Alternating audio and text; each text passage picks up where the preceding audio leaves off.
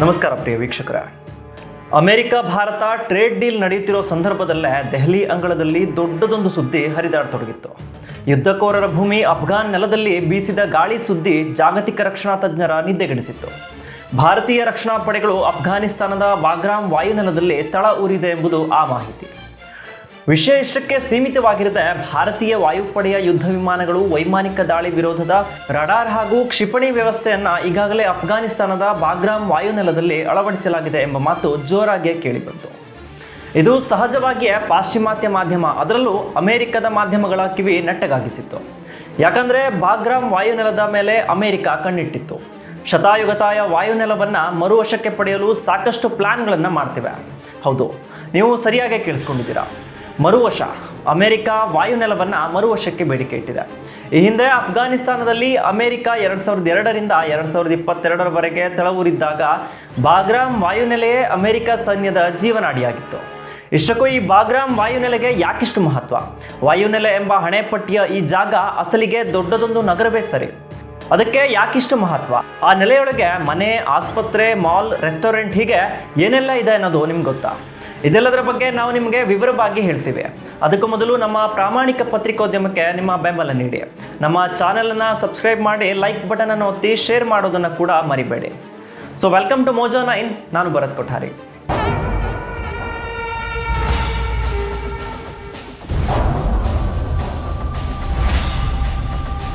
ಬಾಗ್ರಾಮ್ ಅಫ್ಘಾನಿಸ್ತಾನದ ರಾಜಧಾನಿ ಕಾಬೂಲ್ನಿಂದ ಸರಿಸುಮಾರು 60 ಕಿಲೋಮೀಟರ್ ದೂರದಲ್ಲಿರುವ ಜಗತ್ತಿನ ಅತ್ಯಂತ ವಿಶಿಷ್ಟವಾದ ವಾಯುನೆಲೆ. ಇದು ಸಂಪೂರ್ಣ ಮಧ್ಯ ಏಷ್ಯಾ, ದಕ್ಷಿಣ ಏಷ್ಯಾ, ಯುರೋಪ್ನ ಪ್ರಮುಖ ಭಾಗಗಳನ್ನು ಸಾಮರಿಕ ದೃಷ್ಟಿಯಿಂದ ಹಿಡಿದಿಟ್ಟುಕೊಳ್ಳಬಹುದಾಗಿದೆ. ಈ ನೆಲೆಯಿಂದ ಹಾರುವ ಪ್ರತಿ ವಿಮಾನ ಕೆಲವೇ ಕ್ಷಣಗಳಲ್ಲಿ ಚೀನಾ, ಭಾರತ, ಪಾಕಿಸ್ತಾನ ಸೇರಿದಂತೆ ರಷ್ಯಾ ಹೀಗೆ ಘಟಾನುಘಟಿ ದೇಶಗಳೊಳಗೆ ನುಗ್ಗಬಲ್ಲದು. ಜಗತ್ತಿನ ಬಲಾಢ್ಯ ದೇಶಗಳ ಯುದ್ಧತಂತ್ರದ ಪ್ರಮುಖ ಸೌಕರ್ಯಗಳನ್ನು ಅಳವಡಿಸಿರುವ ಪ್ರದೇಶಗಳಿಗೆ ಈ ನೆಲೆ ಅತ್ಯಂತ ಹತ್ತಿರವಿದೆ. ಈ ಕಾರಣಕ್ಕಾಗಿಯೇ ಬಾಗ್ರಾಮ್ ವಾಯುನೆಲ ಯುದ್ಧತಂತ್ರದ ದೃಷ್ಟಿಯಿಂದ ಸಂಪೂರ್ಣ ಏಷ್ಯಾ ಜೊತೆಗೆ ಯುರೋಪ್ನ ಕೆಲ ದೇಶಗಳಿಗೂ ದುಸ್ವಪ್ನವಂತೂ ಹೌದು. ತಾಲಿಬಾನ್ ವಿರುದ್ಧ ಸಮರ ಸಾರಿ ಅಮೆರಿಕ ಅಫ್ಘಾನಿಸ್ತಾನಕ್ಕೆ ನುಗ್ಗಿದಾಗ ಬಾಗ್ರಾಮ್ ವಾಯುನೆಲೆಯನ್ನ ತನ್ನ ಸಂಪೂರ್ಣ ಮಿಲಿಟರಿ ಕೇಂದ್ರವನ್ನಾಗಿಸಿತು. 3 ಕಿಲೋಮೀಟರ್ ಹಾಗೂ 3.6 ಕಿಲೋಮೀಟರ್ ಉದ್ದದ 2 ರನ್ವೇ ಸಿದ್ಧಪಡಿಸಿತ್ತು. ಈ ನೆಲೆಯಲ್ಲಿ ಸಾಮಾನ್ಯ ಯುದ್ಧವಾಹಕದಿಂದ ಹಿಡಿದು B-2 ಬಾಂಬರ್ನಂತಹ ವಿಧ್ವಂಸಕ ದೈತ್ಯ ವಿಮಾನಗಳು ಕೂಡ ಲ್ಯಾಂಡ್ ಆಗಬಲ್ಲದು. ಅಲ್ಲದೆ ಈ ಏರ್ಬೇಸ್ ಹೆಸರಿಗಷ್ಟೇ ವಾಯುನೆಲೆಯ ಅಡ್ಡೆಯಾಗಿದ್ದರೂ ಇದರೊಳಗೆ 10,000ಕ್ಕೂ ಅಧಿಕ ಅಮೆರಿಕ ಸೈನಿಕರು ವಾಸವಿದ್ದರು. 28 ಚದರ ಕಿಲೋಮೀಟರ್ ಇರುವ ಈ ನೆಲೆಯೊಳಗೆ ದೊಡ್ಡದೊಂದು ನಗರವೇ ತಲೆ ಎತ್ತಿತ್ತು. ಸೈನಿಕರಿಗೆ ಸೂಕ್ತ ನಿವಾಸ, ಆಸ್ಪತ್ರೆ, ಮನರಂಜನಾ ತಾಣ ಜೊತೆಗೆ ಶಾಪಿಂಗ್ ಕಾಂಪ್ಲೆಕ್ಸ್ಗಳು ಕೂಡ ಇದ್ವು. ಅಮೆರಿಕದ ದೈತ್ಯ ಆಹಾರ ಕಂಪನಿಗಳಾದ ಸಬ್ವೆ, ಬರ್ಗರ್ ಕಿಂಗ್ ನಂತಹ ಸಂಸ್ಥೆಗಳು ತನ್ನ ಮಳಿಗೆಯನ್ನು ಆರಂಭಿಸಿದ್ವು. ಹೀಗಾಗಿ ಇದು ಊರಿನೊಳಗೆ ಇದ್ದ ಮತ್ತೊಂದು ಊರು ಅಂತ ಅನಿಸ್ಕೊಂಡಿತ್ತು. ಬೈ ದ ಬೈ, ಇದೇ ನೆಲೆಯಿಂದ ಅಮೆರಿಕ ತನ್ನ ಇತಿಹಾಸದ ಅತ್ಯದ್ಭುತ ಕಾರ್ಯಾಚರಣೆಯನ್ನು ಸಹ ಮಾಡಿದೆ. ಅದು ಬೇರೆ ಯಾವುದೂ ಅಲ್ಲ, ಜಾಗತಿಕ ರಕ್ಕಸ ಒಸಾಮಾ ಬಿನ್ ಲಾಡನ್ ಹತ್ಯೆಗೆ ಲಾಂಚಿಂಗ್ ಪ್ಯಾಡ್ ಆಗಿದ್ದೆ ಈ ನೆಲೆ. ಬಾಗ್ರಾಮ್ ನೆಲೆಯಲ್ಲಿ ಲಾಡೆನ್ ವಿರುದ್ಧ ಕಾರ್ಯಾಚರಣೆಗೆ ಇಳಿದಿದ್ದ ಸೈನಿಕರಿಗೆ ತರಬೇತಿ ನೀಡಲಾಗ್ತಾ ಇತ್ತು. ಆದರೆ ಸತತ 20 ವರ್ಷಗಳ ಕಾಲ ಯಾವುದೇ ಫಲಿತಾಂಶವಿಲ್ಲದೆ ತಾಲಿಬಾನ್ ವಿರುದ್ಧ ಯುದ್ಧಕ್ಕಿಳಿದಿದ್ದ ಅಫ್ಘಾನಿಸ್ತಾನ 2022ರಲ್ಲಿ ನಿರಾಸೆಯಿಂದ ತನ್ನೆಲ್ಲ ವಿಮಾನಗಳು, ಅರೆಬೆಂದ ಶಸ್ತ್ರಾಸ್ತ್ರಗಳನ್ನು ಇದೇ ಬಾಗ್ರಾಮ್ ನೆಲೆಯಲ್ಲಿ ಬಿಟ್ಟು ವಾಪಸ್ಸಾಯಿತು. ಈಗ ಮತ್ತೆ ಈ ಬಾಗ್ರಾಮ್ ವಾಯುನೆಲೆಯನ್ನ ತಮಗೆ ವಾಪಸ್ ನೀಡಿ ಅಂತ ಅಮೆರಿಕ ಅಧ್ಯಕ್ಷ ಡೊನಾಲ್ಡ್ ಟ್ರಂಪ್ ನೇರವಾಗಿ ಧಮಕಿ ಹಾಕಿದ್ದಾರೆ. ಇದಕ್ಕೆ ಭಾರತ, ಚೀನಾ, ರಷ್ಯಾ ಜೊತೆಗೆ ಪಾಕಿಸ್ತಾನ ಕೂಡ ಆಕ್ಷೇಪಣೆ ವ್ಯಕ್ತಪಡಿಸಿದೆ.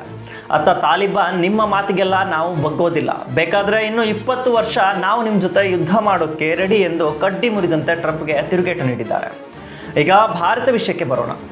ಅಮೆರಿಕ ಬಾಗ್ರಾಮ್ ಏರ್ಬೇಸ್ ಬೇಕು ಎಂದು ಹೇಳುತ್ತಿದ್ದಂತೆ ಭಾರತ ಒಳಗೊಳಗೆ ತಂತ್ರಗಾರಿಕೆ ಆರಂಭಿಸಿದೆ. ಅಫ್ಘಾನಿಸ್ತಾನದ ತಾಲಿಬಾನಿಗಳಿಗೆ ಅಧಿಕೃತವಾಗಿ ಗುರುತಿಸದಿದ್ದರೂ ಆ ದೇಶದ ಹಾಲಿ ಸರ್ಕಾರ ಹಾಗೂ ವಿದೇಶಾಂಗ ಸಚಿವರ ಜೊತೆ ನಿರಂತರ ಸಂಪರ್ಕದಲ್ಲಿದೆ.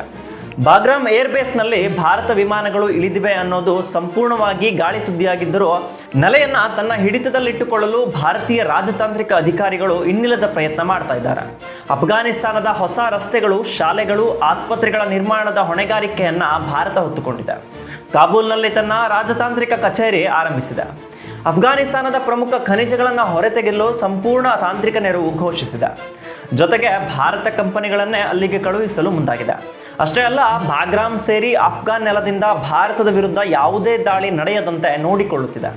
ಇನ್ನು ಬಾಗ್ರಾಮ್ ಬಗ್ಗೆ ಹೇಳೋದಾದ್ರೆ ನೆಲೆಯಲ್ಲಿ ಸಾಮರಿಕ ಜೊತೆಗಾರಿಕೆ ಭಾರತ ಸಿದ್ಧವಿದೆ. ನೇರವಾಗಿ ಹಿಡಿದಿಟ್ಟುಕೊಳ್ಳದೆ ಇದ್ರೂ ಅಫ್ಘಾನ್ ಜೊತೆ ಮಾತುಕತೆ ನಡೆಸಿ ಬಾಗ್ರಾಮ್ ಏರ್ ಬೇಸ್ ನಲ್ಲಿ ಜಂಟಿ ಕಾರ್ಯಾಚರಣೆಗೆ ಅವಕಾಶಕ್ಕಾಗಿ ಹುಡುಕಾಟ ನಡೆಸಿದೆ. ಭಾರತ ನೇರವಾಗಿ ಆ ನೆಲದ ಹಿಡಿತ ಸಾಧಿಸಿದ್ರೆ ಅಮೆರಿಕದ ಜೊತೆಗೆ ಚೀನಾ ಮತ್ತು ಪಾಕಿಸ್ತಾನ ಸಹ ಸಮಸ್ಯೆ ಸೃಷ್ಟಿಸಬಹುದು. ಹೀಗಾಗಿ ತಾಲಿಬಾನಿಗಳ ಜೊತೆ ಸ್ನೇಹ ಸಂಬಂಧದ ಮೂಲಕವೇ ಹಿಡಿದಿಟ್ಟುಕೊಳ್ಳಲು ಮುಂದಾಗಿದೆ.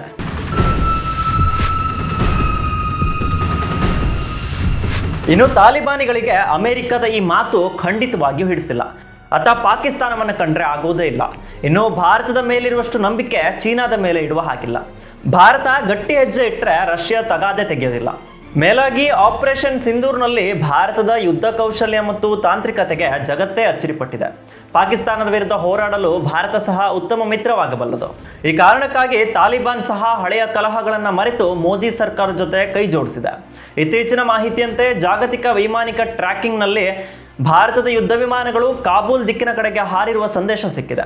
ಆದರೆ ಅದು ಬಾಗ್ರಾಮ್ ನೆಲೆಗೆ ತಲುಪಿದೆಯಾ ಅಥವಾ ಅಫ್ಘಾನಿಸ್ತಾನದಲ್ಲಿ ಭಾರತದ ಸೇನೆ ರವಾನೆಯಾಗಿದೆಯಾ ಎಂಬುದಕ್ಕೆ ಯಾವುದೇ ರೀತಿಯ ಅಧಿಕೃತ ಮಾಹಿತಿ ಖಂಡಿತ ಇಲ್ಲ. ಭಾರತವಾಗಲಿ ಅಥವಾ ಅಫ್ಘಾನಿಸ್ತಾನವಾಗಲಿ ಈ ಸುದ್ದಿಯನ್ನ ದೃಢೀಕರಿಸಿಲ್ಲ. ಆದರೆ ಒಂದಂತೂ ಸತ್ಯ, ಭಾರತವಂತೂ ಈ ನೆಲದ ಮೇಲೆ ಕಣ್ಣಿಟ್ಟಿದೆ. ಶತಾಯುಗತಾಯ ತಾಲಿಬಾನ್ಗಳ ಜೊತೆಗೆ ಈ ನೆಲವನ್ನ ಆಪರೇಟ್ ಮಾಡಲು ಭಾರತ ಉತ್ಸುಕವಾಗಿದೆ. ಹಾಗಾದ್ರೆ ಪ್ರಧಾನಿ ನರೇಂದ್ರ ಮೋದಿ ಈ ನೆಲದ ಮೇಲೆ ಕಣ್ಣಿಟ್ಟಿರೋದಾದ್ರೂ ಯಾಕೆ? ಅಂದಹಾಗೆ ಬಾಗ್ರಾಮ್ ನೆಲೆ ಅಫ್ಘಾನಿಸ್ತಾನದಲ್ಲಿದ್ದರೂ ಚೀನಾಕ್ಕೆ ಕೇವಲ 1 ಗಂಟೆ ಮಾತ್ರ ದೂರದಲ್ಲಿದೆ. ಚೀನಾ ತನ್ನ ಸೈನಿಕ ಮತ್ತು ನ್ಯೂಕ್ಲಿಯರ್ ತಾಣಗಳನ್ನು ಹೊಂದಿರುವ ಪ್ರದೇಶಕ್ಕೆ ಅತ್ಯಂತ ಹತ್ತಿರವಿದೆ. ಅತ್ತ ಈಶಾನ್ಯ ಭಾಗದಲ್ಲಿ ತೊಂದರೆ ಕೊಡುತ್ತಿರೋ ಚೀನಾಕ್ಕೆ ಈ ನೆಲೆ ಮೂಲಕ ಭಾರತ ಖಂಡಿತವಾಗ್ಲೂ ಏಟು ಕೊಡಬಹುದು. ಇನ್ನೊಂದೆಡೆ ಈ ನೆಲೆ ಅಫ್ಘಾನಿಸ್ತಾನದಲ್ಲಿರೋದ್ರಿಂದ ಈಗಾಗಲೇ ಏಟು ತಿಂದಿರುವ ಪಾಕಿಸ್ತಾನಕ್ಕೂ ದೊಡ್ಡ ತಲೆನೋವು ಸೃಷ್ಟಿಸಬಹುದು. ಈ ನೆಲೆಯ ಮೂಲಕವೇ ಭಾರತ ಪಾಕಿಸ್ತಾನ ಹೊಂದಿರುವ ಅಮೆರಿಕ ಯುದ್ಧ ವಿಮಾನಗಳನ್ನಿಟ್ಟಿರುವ ನೂರ್ ಖಾನ್ ಏರ್ ಬೇಸ್ ಅನ್ನು ಸಹ ಕಂಟ್ರೋಲ್ ಮಾಡಬಹುದು. ಜೊತೆಗೆ ತಾಲಿಬಾನಿಗಳು ಭಾರತ ಜೊತೆ ಕೈ ಜೋಡಿಸಿದ್ರೆ ಸಮಸ್ಯೆ ಕಟ್ಟಿಟ್ಟಬುತ್ತೆ. ಈ ಎಲ್ಲ ಸಾಮರಿಕ ಕಾರಣಕ್ಕಾಗಿಯೇ ಮೋದಿ ಸರ್ಕಾರ ಈಗ ತಾಲಿಬಾನಿಗಳನ್ನ ತನ್ನ ಹಿಡಿತದಲ್ಲಿಟ್ಟುಕೊಂಡಿದೆ. ಅತ್ತ ಅಮೆರಿಕ ಎಷ್ಟೇ ಹೇಳಿದ್ರೂ ಕೇಳಲು ತಾಲಿಬಾನ್ ಸಿದ್ಧರಿಲ್ಲ. ನಮ್ಮ ಜಾಗದಲ್ಲಿ ನಿಮಗೇನು ಕೆಲಸ ಅಂತ ಪ್ರಶ್ನೆ ಹಾಕಿದ್ದಾರೆ. ಈಗ ಮೋದಿ ಸರ್ಕಾರ ಇಂಡಿಯಾ ಅಫ್ಘಾನ್ ಬಾಯಿ ಬಾಯಿ ಅಂತ ಹೇಳದೇ ಇದ್ರೂ ಕೈಸಾಹೋ ಬಾಯ್ ಎಂದು ತಾಲಿಬಾನಿಗಳ ತಲೆ ಸವರ್ತಾ ಇದ್ದಾರೆ. ಹೀಗಾಗಿ ಬಾಗ್ರಾಮ್ ನೆಲೆ ಈಗ ದೊಡ್ಡದೊಂದು ಭೂ ರಾಜಕೀಯಕ್ಕೆ ವೇದಿಕೆಯಾಗಿದೆ. ಸೊ ಪ್ರಿಯ ವೀಕ್ಷಕರೇ, ಇಂತಹ ಇನ್ನಷ್ಟು ಸುದ್ದಿಗಳನ್ನು ಮುಂದಿನ ಸಂಚಿಕೆಯಲ್ಲಿ ತರ್ತೇನೆ. ಅಲ್ಲಿವರೆಗೂ ನಮಸ್ಕಾರ.